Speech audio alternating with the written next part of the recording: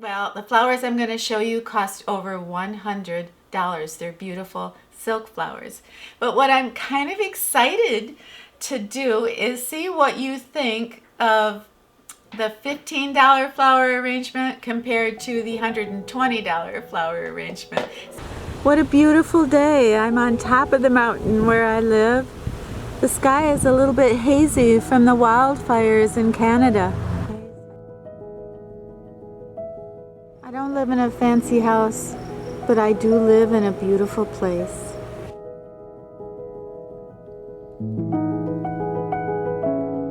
A lot of people get their inspiration for their flower arrangements from pictures on the internet, but I think the best thing that you can do is take a walk in nature and look what it has in store for you. I'll catch you. Come on. Come on.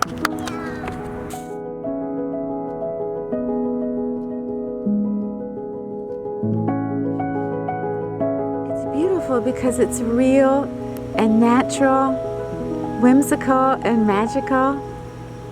It's so lovely, and there's so many things that don't belong, right?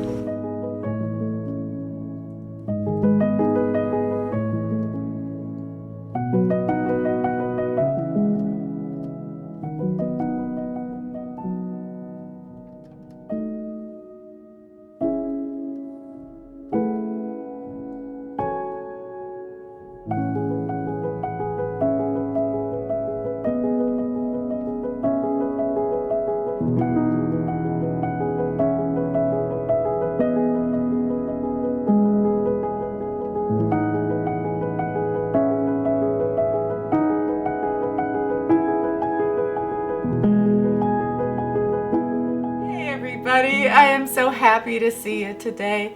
Thank you so much for coming back and seeing me and Desi. I so hope you had a good, safe, fun summer week. Well, today, I'm so glad you're here. I am doing something today I've never done before in a video, and I've been doing this for over 6.5 years.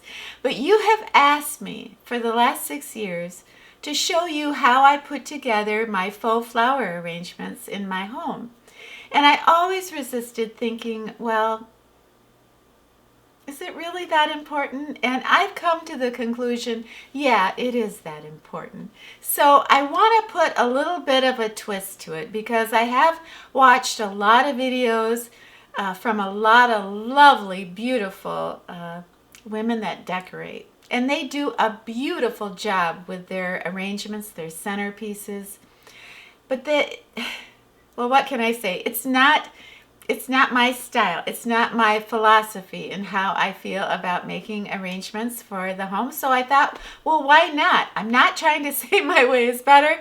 I just want to give you an alternative way to look at flower arrangements.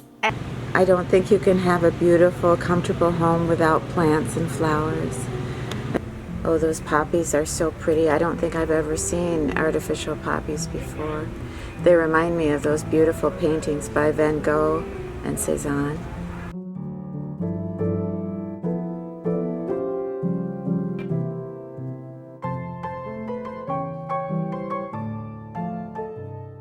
One of the things I truly love is when I am decorating and the room is coming alive, it's coming together, but it needs a little bit of beauty, some drama, a focal point. And I love putting together a flower arrangement.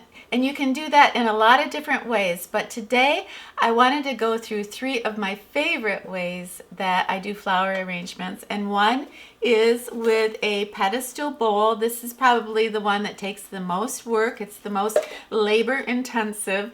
But it's very beautiful. This is the most classic way to do your centerpiece, but I want to show you how I do this. I think this is a very, very pretty bowl that, yeah, I got it at the Salvation Army for $2.99. But I want to show you, I am going to be using Walmart flowers for this one, and I'm going to be using Dollar Tree flowers for this one. So that's going to be really interesting because the other flower arrangement I want to show you is going to be done with glass, a glass vase. And the flowers that I'm going to be using for the glass vase are well, the flowers I'm going to show you cost over $100. They're beautiful silk flowers. But what I'm kind of excited to do is see what you think of the $15 flower arrangement compared to the $120 flower arrangement. So I think that's going to be really interesting. And tell me in the comments which one you thought was really, really effective, beautiful. I don't know. You fill in your adjective. The third way I want to show you how I do my flower arrangements for my home is in a wall pocket. I think wall pockets are so underrated. When you put a wall pocket on that wall and it has a beautiful flower arrangement in it that looks understated but realistic, I think it just makes the room come alive. And so many people are not familiar with wall pockets. It is, well, like this wall pocket is from 1920. And these are the only wall pockets that, well, I try to use antique wall pockets. But when you have a wall and you have a beautiful piece of art on that wall, and there's no room really for any more art, right? You bring in a wall pocket, it evens out the wall, and it just gives it that perfect pizzazz. Oh, I got some sales today. This is going to make a really pretty arrangement. I got some money plants. Oh, these were on sale for $2 a piece, and they're just so pretty. I can't believe it.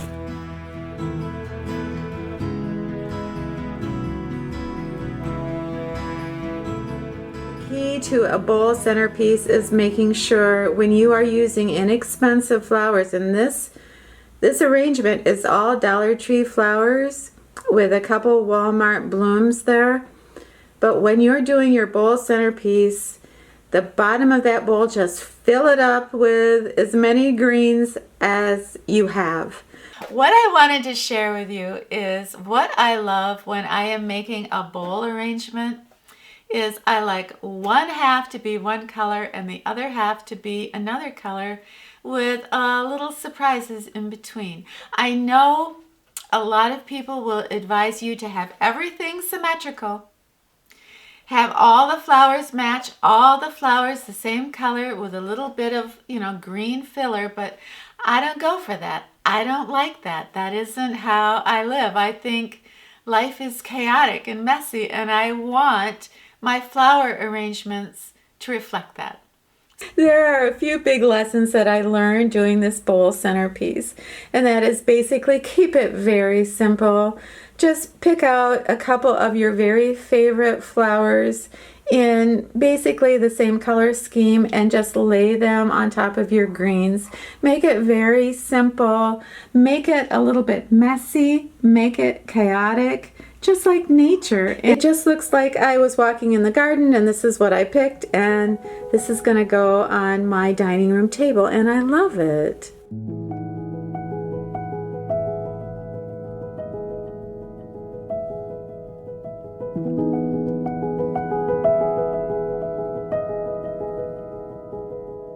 That frosted glass is just beautiful. I always think it's fun when making an arrangement to try to play off something else that's in the room.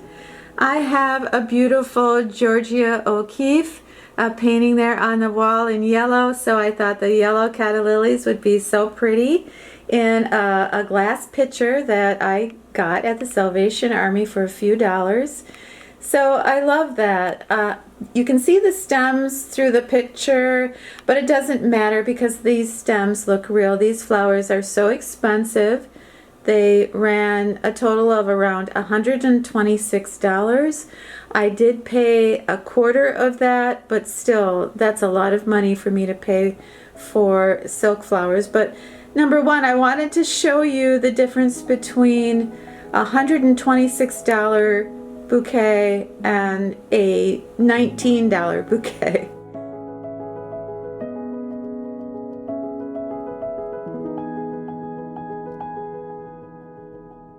For this arrangement, I did choose a focal flower, but I did put it off to the side. This particular silk flower was $18 if I had paid full price for it. So it's just outrageously expensive. One spray of money plants is $24. So it is so unbelievably expensive. Is it beautiful? Absolutely beautiful.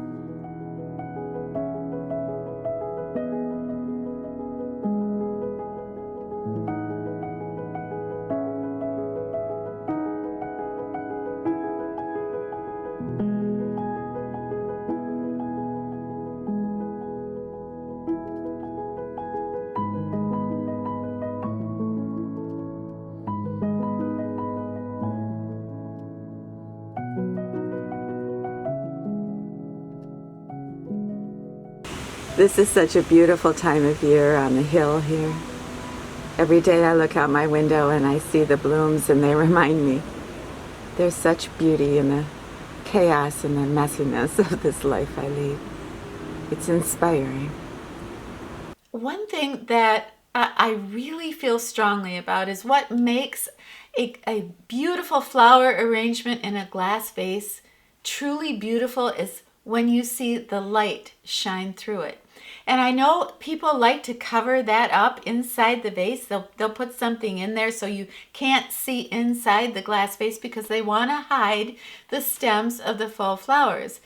I want to show you a way where you can hide those stems, although when you're buying high-end silk flowers, those stems look real. And you just add water. But I want to show you, if you are buying inexpensive flowers and you think the stems look kind of weird, I'll show you how you can hide them a little bit but still have the light shine through. Because if you have a glass vase and it's opaque and you can't see through it, your arrangement just dies. Again, I would ask you not to make your glass vases opaque, but rather, maybe fill them with fresh water and then just put a few little artificial flowers in there, and it gives it such a beautiful artistic feel. You have the light coming in from the beautiful glass vase. You have color, and nobody is going to be looking at the stems and thinking, oh gosh, are those flowers fake? No. They're going to be loving how beautiful and artistic that arrangement is.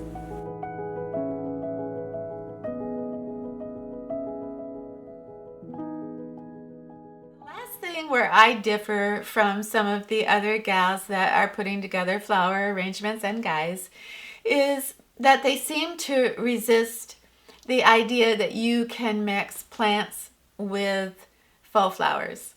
But I think you can, and I want to show you how you can do that effectively. There's a lot of you out there that are probably more artistic and more talented than I am when it comes to faux flower arrangements. But the cool thing is we are all different and we learn from each other. And there might be one thing that I am doing today in this video that will spark something in you and you'll say, yeah, okay, now it's all coming together. This is the arrangement I'm going to make for my dining room table. And I am going to wow them. Of all the faux flower arrangements that you're going to create, the one that is the most architectural is going to be the one that you use for your wall pocket, because it is going to bring the room together. It's the same premise of doing a bouquet for a vase, only you don't have to worry about the back, and you are going to want to make sure that you go a little bit taller. One thing we rarely talk about is the use of artificial flowers with real plants. And I have always loved to do that, and I think I've always gotten away with it. But adding an artificial flower to a real plant, I think it's really a good idea to choose a complementary color like a yellow or a red. But for summer, I did choose this very dark neutral. Oh, the calla lilies are in bloom. I knew they would be. Mumsy would love them. Sometimes, when someone we love says goodbye, what they're really saying is, can you lend me $20? That was so fun last week. You all seemed to like the new mirror I got at Goodwill, and you all seem to think that I should just leave those Asian panels in place. And so, you know what? I think I'm going to do that. Look at that over there. Do you see what I see? Those of you who follow my channel know that I love pottery, and you probably have heard me talk about Roseville and McCoy, Weller and Hull. And I was at the Salvation Army. You were with me when I first spotted this on the shelf, and yeah, I almost fainted. It was $5.99 and I grabbed it. So I'm really happy to have a piece of Hull again.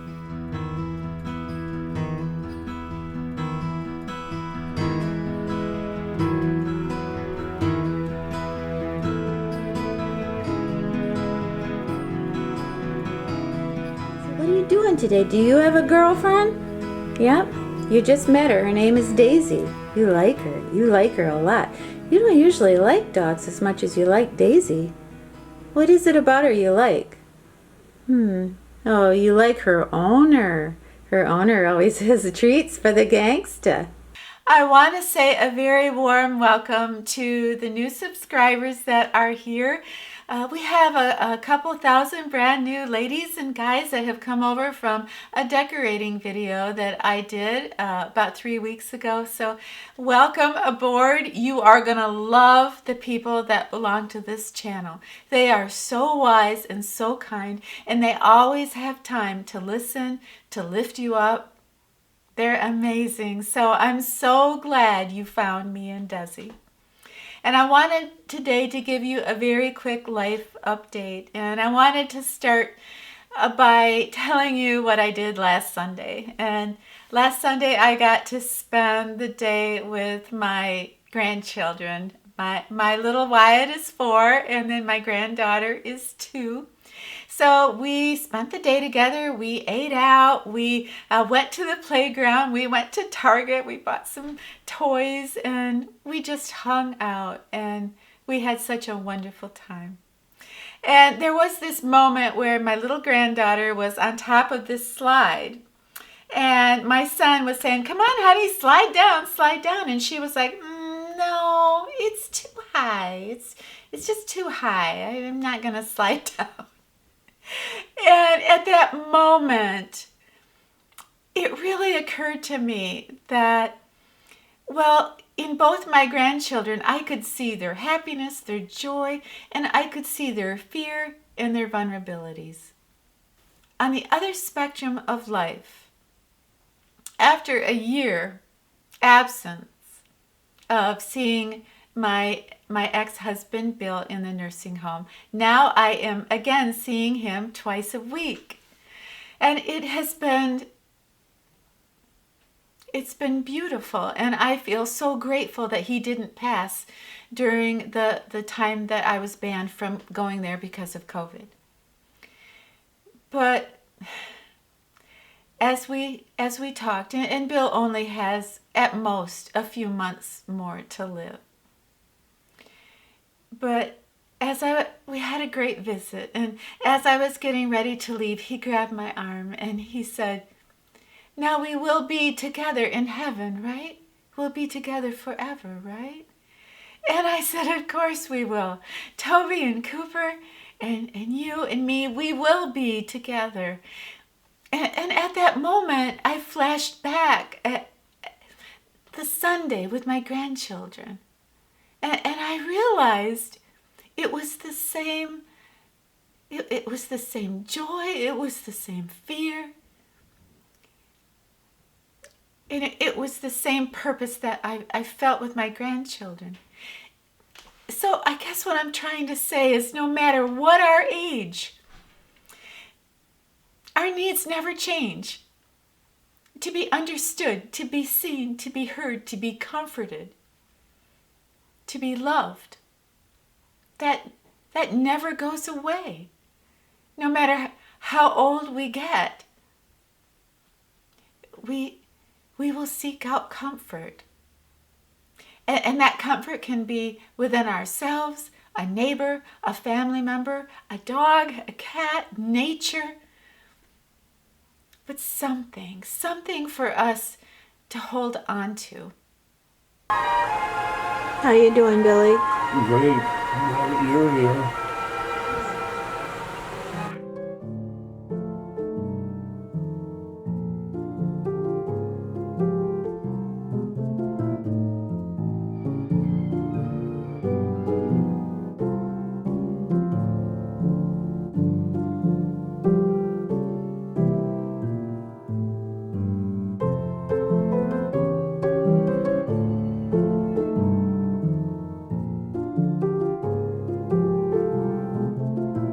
Such beauty in the chaos and the messiness of this life I lead. Hey everybody, thank you so much for hanging out with us today. I loved every second of it. I always do. If you get a minute down below, could you share if anything I talked about today resonated with you? You know, maybe seeing your grandchildren and comparing that with someone you know that is getting up there in years. Let me know. Please have yourself a wonderful, safe, brand new week. And when you're done with your week, come back and see me and Desi, okay? All right. It's a deal. We'll be here. I just love this. I think this is the wave of the future. Just pots that don't look like pots anymore. Just beautiful. It's all about one thing. Nature. It's certainly not ordered. It's not predictable. I love it. It is my inspiration for flowers and for life.